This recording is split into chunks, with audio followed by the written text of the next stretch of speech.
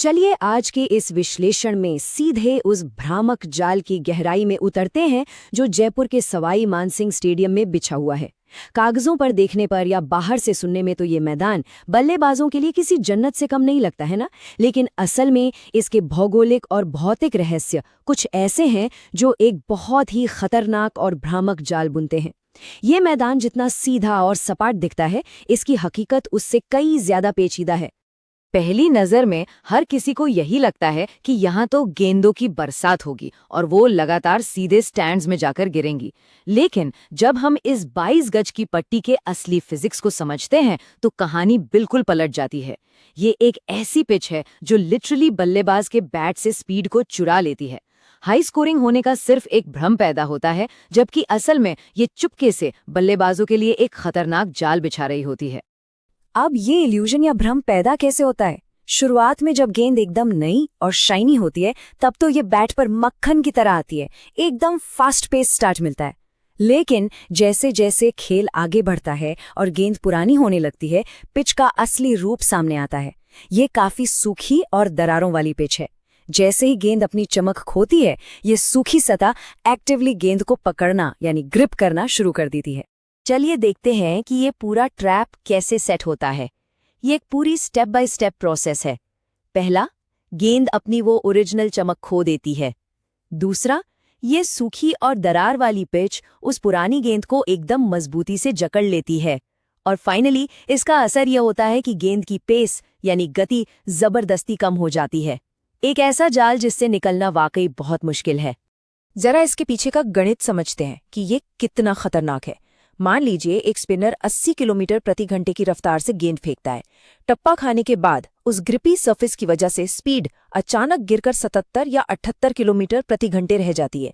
अब सुनने में ये 2-3 किलोमीटर का अंतर छोटा लग सकता है, लेकिन ये टाइमिंग को पूरी तरह तबाह करने के लिए काफी है। बैटर धोखा खा जाता है और अपना शॉट बहुत जल्दी खेल बैठता है। इसीलिए पहली पारी में टाइमिंग सेट करना यहाँ सबसे बड़ी चुनौती बन जाती है। और इसी अचानक हुए पेस ड्रॉप की वजह से जो प्योर पावर हिटर्स होते हैं, जो सिर्फ ताकत के दम पर अंधाधुंध बला घुमाते हैं, वो यहाँ बहुत बुरी तरह संघर्ष करते हैं।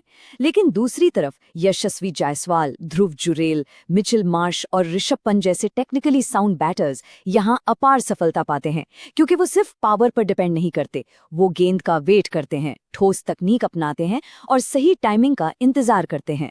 तो यहाँ एक बहुत बड़ा सवाल उठता है, अगर ये पिच इतनी स्लो है, टाइमिंग को इतना ही बिगाड़ देती है, तो फिर यहाँ इतने बड़े बड़े स्कोर्स कैसे बन जाते हैं? ये बात कुछ हजम नहीं होती कि एक धीमी और गेंद को पकड़ने वाली सतह पर स्कोरबोर्ड पर इतने रन कैसे दिखते हैं। और यहीं से खुलता है इस मिस्ट्री का दूसरा पन्ना। जवाब है दूसरे पारी की ओस यानी ड्यू। जैसे ही सूरज ढलता है और दूसरी पारी शुरू होती है, मैदान पर ओस गिरनी शुरू हो जाती है और ये नमी पिच के पूरे कैरेक्टर को ही बदल कर रख देती है। जो पिच दिन में सूखी और दरार वाली लग रही थी, वो अब मॉइस्चर की एक परत से ढककर एकदम फ्लैट हो जाती है। इसका सीधा सा मतलब ये है कि ये नमी पिच को पुरानी गेंद को ग्रिप करने से रोक देती है। स्पिनर्स पूरी तरह से न्यूट्रलाइज हो जाते हैं, एकदम बेअसर। गेंद दोबारा से बैट पर बहुत ही स्मूथली स्लाइड करने लगती है। मतलब पहली पारी का वो खतरनाक जाल दूसरी पारी में आकर बिल्कुल गायब हो जाता है, जिससे रन बनाना अचानक से बहुत आसान हो जाता है। और अगर हम ऐतिहासिक आंकड़ों पर नजर डालें तो ये बात एकदम शीशे की तरह साफ हो जाती है कि यहाँ चेस करने वाली टीम को कितना भारी फायदा होता है। जरा सोचिए, इस मैदान पर खेले गए कुल 68 मैचों में से 1-2 नहीं बल्कि पूरे 43 मैच उस टीम ने जीते हैं जिसने दूसरी बल्लेबाजी की है।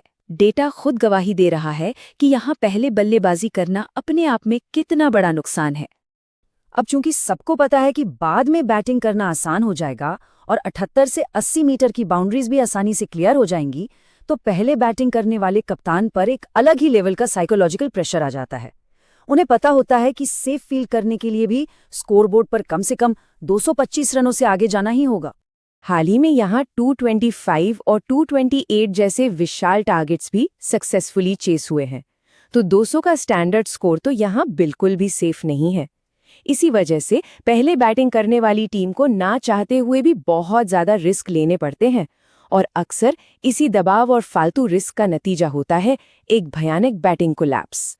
सवाई मानसिंह स्टेडियम सिर्फ एक मैदान नहीं, एक बहुत बड़ा साइकोलॉजिकल टेस्ट है। तो इस विश्लेषण के आखिर में एक बहुत ही दिलचस्प सवाल पीछे रह जाता है। क्या राजस्थान रॉयल्स जैसी कोई भी टीम अपने ही इस भ्रामक होम ग्राउंड के फिजिक्स को कभी मात दे पाएगी? क्या इस टर्फ पर स्कोर डिफेंड करने के श्राप को कभी तोड़ा जा सकेगा? या फिर यहाँ चेस करने का एडवांटेज इतना तगड़ा है कि इसे हराना नामुमकिन है? ये सोचने वाली बात है ना। अगली बार जब यहाँ मैच हो तो इस पुरानी होती गेंद पर नजर जरूर रखिएगा।